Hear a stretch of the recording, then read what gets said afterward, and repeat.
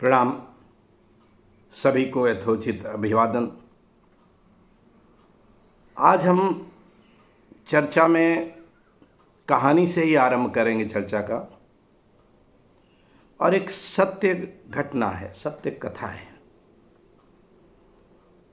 एक कक्षा में दो विद्यार्थी साथ साथ पढ़ते थे। एक का नाम था सोहनलाल और दूसरे का नाम था मोहनलाल। दोनों एक ही कक्षा में थे, दोनों के एक ही तरह के विषय थे सारे। दोनों के अध्ययन का, पढ़ाई का तरीका केवल अलग था। सोहनलाल अब हर विषय की जो उसके विषय थे, जैसे कि साइंस के विषय होते हैं तो फिजिक्स होती है, केमिस्ट्री होती है, गणित होती है, अंग्रेजी होती है, हिंदी होती है। तो अपने विषयों की उसने, जो भी उसके अध्यापकों ने बताया था, किसी अच्छे राइटर की पुस्तक उसने खरीद ली थी और उस पुस्तक, हर विषय की जो एक उसकी पुस्तक थी, उसको मुख्य आधार मान करके पढ़ाई करने लगा था। और जो भी क्लास में बताया जाता उसको वो दत्तचित्त होकर के पढ़ता था और अध्यापकों के अनुसार पूरी गंभीरता से, एकाग्रता से अध्ययन करते हुए आगे की राह पकड़ रहा था। वहीं दूसरा उसका जो सोहनलाल का साथी था, मोहनलाल ने कहा, अपने दोस्त से, अपने साथी से कहा कि तुम्हारा ये पढ़ाई का तरीका ठीक नहीं है। उसने किया क्या कि अध्यापकों से पूछ पूछ करके हर विषय की कई लेखकों की पुस्तकें ली, कई पब्लिशर्स जो प्रकाशक होते हैं उनकी पुस्तकें ली। इस तरह उसके पास हर विषय की कई प्रकाशकों की और कई लेखकों की पुस्तकें हो गई। उसका कहना था कि जब हम अलग अलग पुस्तकों से तैयारी करेंगे, अलग अलग प्रकाशकों से तैयारी करेंगे, तो कुछ चीज़ें जो छूट जाती हैं वो नहीं छूटेंगी और हमारी पूरी तैयारी अच्छे ढंग से होगी। लेकिन यह बात सोहनलाल को पसंद नहीं आई। वो अपने एक ही विषय की जो पुस्तक एक हो सकती थी, जो मुख्य आधार पुस्तक थी, उसी के आधार पर तैयारी करने लगा। साल आगे बढ़ा, दोनों तैयारी कर रहे थे। इधर सोहनलाल अपने हर विषय में काफ़ी एकाग्र होकर पढ़ रहा था और एक ही पुस्तक उसके पास थी, तो उसके आधार पर वो बहुत ही गहराई से पढ़ाई कर भी रहा था। और जब अध्यापक प्रश्न पूछते थे तो उसका उत्तर भी सटीक होता था, अच्छा होता था। मोहनलाल का समय एक ही विषय की विभिन्न पुस्तकों को पढ़ने में लगता था और बार बार एक पुस्तक सा कोई चैप्टर पढ़ा, फिर उसी विषय की दूसरी पुस्तक से वही चैप्टर पढ़ा, और कुछ पंक्तियों का अंतर होता था, कुछ वाक्यों का अंतर होता था, तो वो सोहनलाल को बताता था कि देखिए इसमें ये है, इसमें अंतर है, इसमें अंतर है।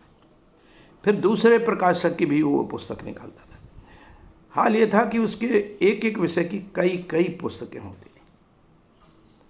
अब उसको परिश्रम भी अधिक करना पड़ रहा था, समय भी बहुत अधिक देना पड़ता था उन पुस्तकों की तैयारी में। समय और परिश्रम दोनों। और शुरुआत में भी जब उसे सारी पुस्तकें खरीदनी पड़ी तो उसका धन भी बहुत लगा, लेकिन उसके माता पिता प्रसन्न थे कि चलिए हमारा पुत्र बहुत ही परिश्रमी है, मेहनती है और विभिन्न लेखकों की, प्रकाशकों की किताबें पढ़ रहा था, तो इसके पढ़ने से वो बहुत ही अच्छे नंबर लाएगा, बहुत ही अच्छे अंक प्राप्त करेगा, क्योंकि उसको हर चीज़ आती होगी।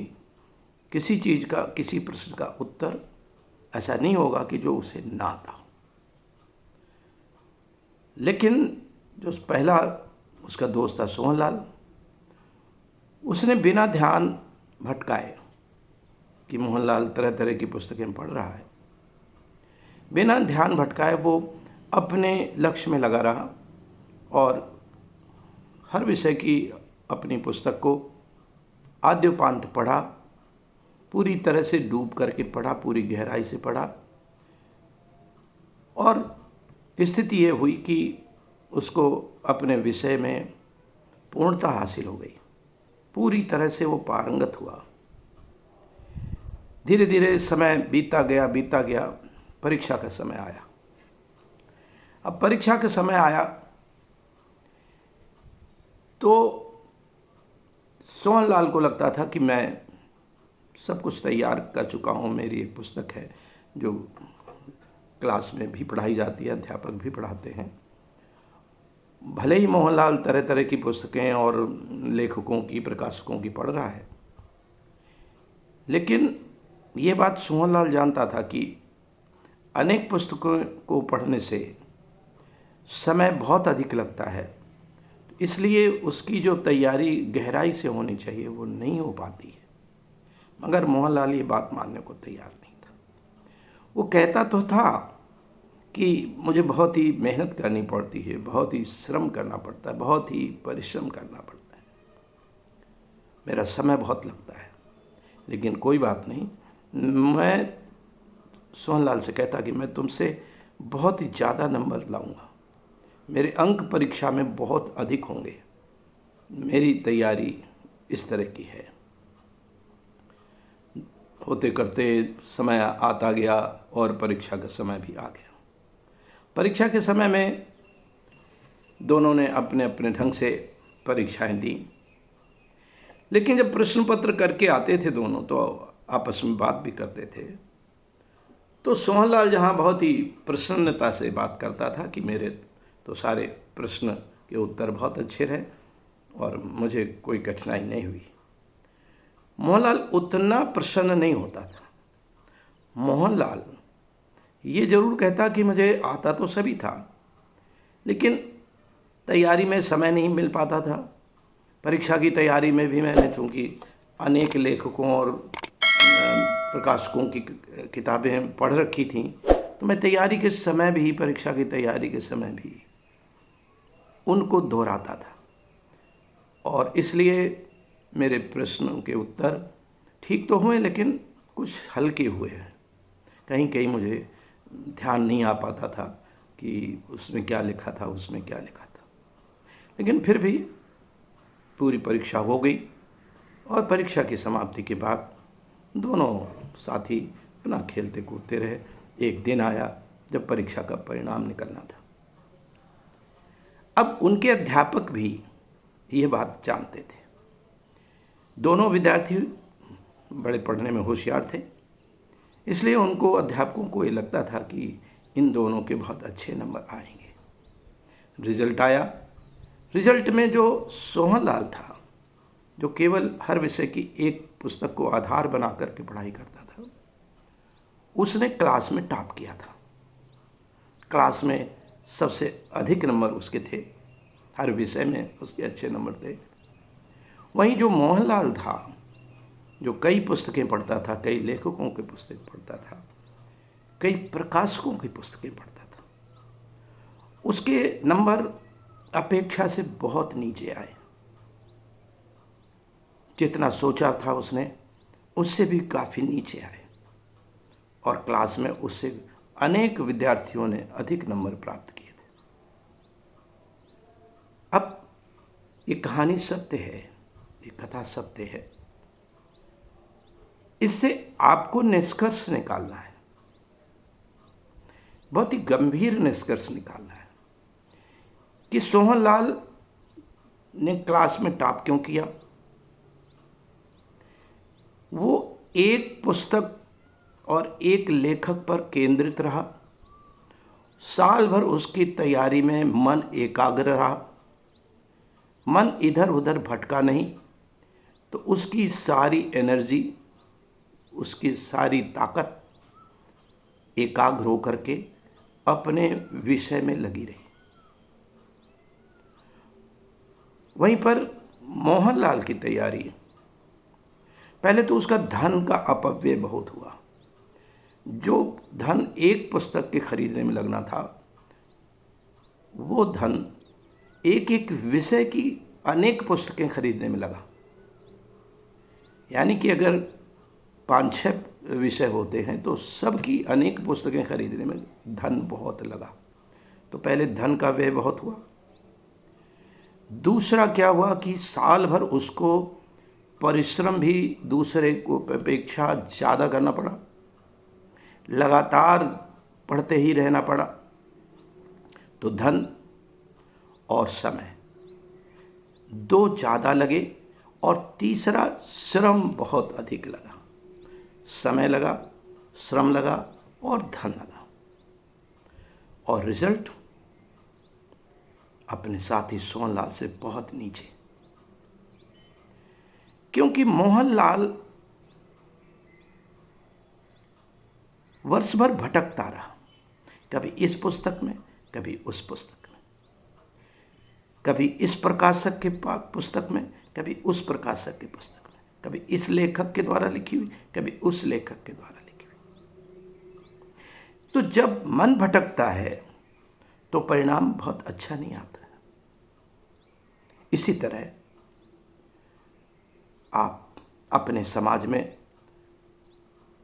देखें, जिस व्यक्ति का मन भटकता है, कई कामों में उसमें उलझ जाता है कि ये करें, ये करें, ये करें, और कई काम करता है, तो एकाग्र नहीं होता है, और उसका धन भी ज़्यादा खर्च होता है, समय भी ज़्यादा खर्च होता है, और ज़्यादा परिश्रम भी करता है। एक कहावत भी है, 2 नावों में पैर रखना। तो ये तो 2 नावों की कहावत है। यहाँ तो अनेक नावों में पैर रखते हैं वो व्यक्ति जिनके मन भटकते हैं। अब यही बात हिंदू के, खास रूप से हिंदू के धार्मिक कर्मकांडों की दृष्टि से आप सोच सकते हैं। हिंदू का मन अलग अलग जाता है, विभिन्न देव देवताओं में जाता है,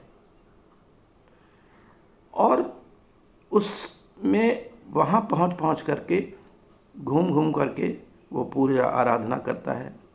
तो समय भी देता है, धन भी देता है, और परिश्रम भी करता है। लेकिन इस भटकाव से उसकी एकाग्रता भंग होती है। जो वेद कहते हैं, जो हिंदू का श्रेष्ठ परम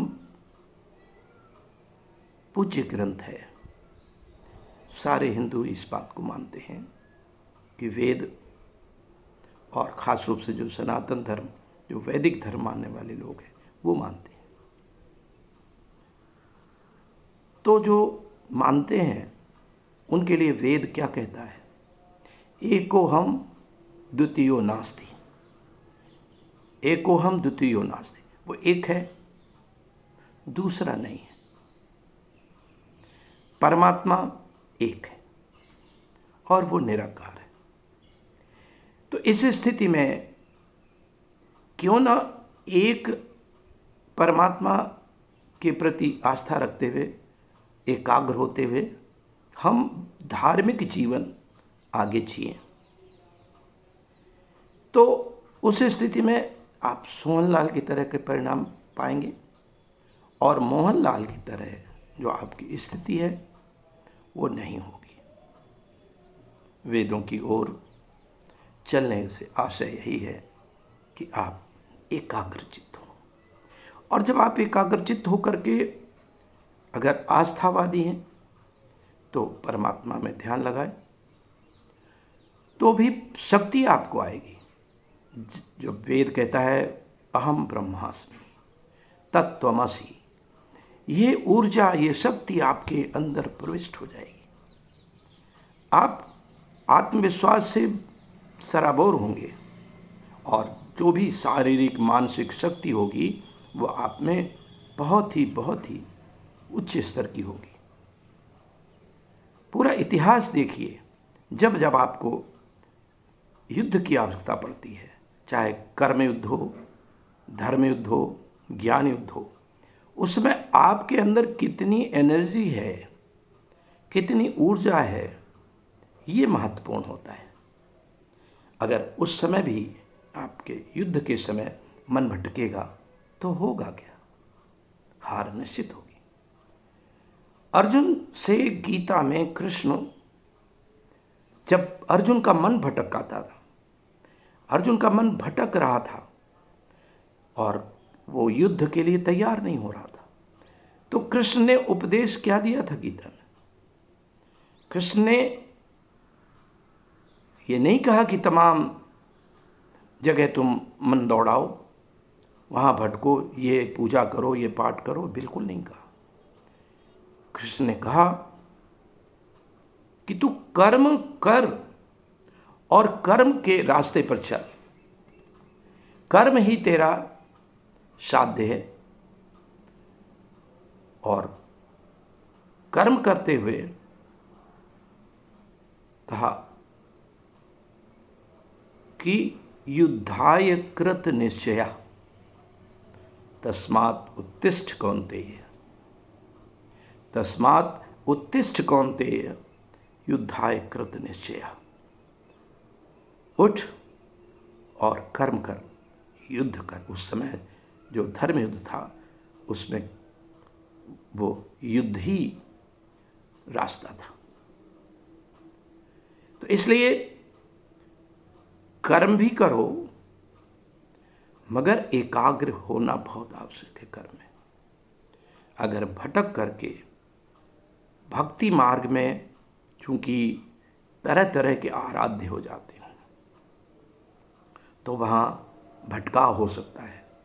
तो भक्ति मार्ग में भी करो तो एक पर आस्था रखो। जिसको भी आप अपना ब्रह्म मानो, जिसको भी आराध्य मानो, उस पर आस्था रखो और पूरा आत्मविश्वास उसके साथ जोड़ लो। आपका कल्याण होगा और निश्चित रूप से आप शक्तिवान होंगे, ऊर्जावान होंगे। आपका समाज ऊर्जावान होगा, आपका देश ऊर्जावान होगा। मैं बौद्धिक आश्रम में अपने साधकों से, अपने साथियों, मित्रों से, उनके परिवारों से यही अनुरोध करता हूँ कि आप ऊर्जावान बने, आप एकाग्र हों, आपका मन भटके नहीं। आपको शुभकामना। बहुत बहुत भविष्य में आप एकाग्रचित होकर के जीवन यापन करें।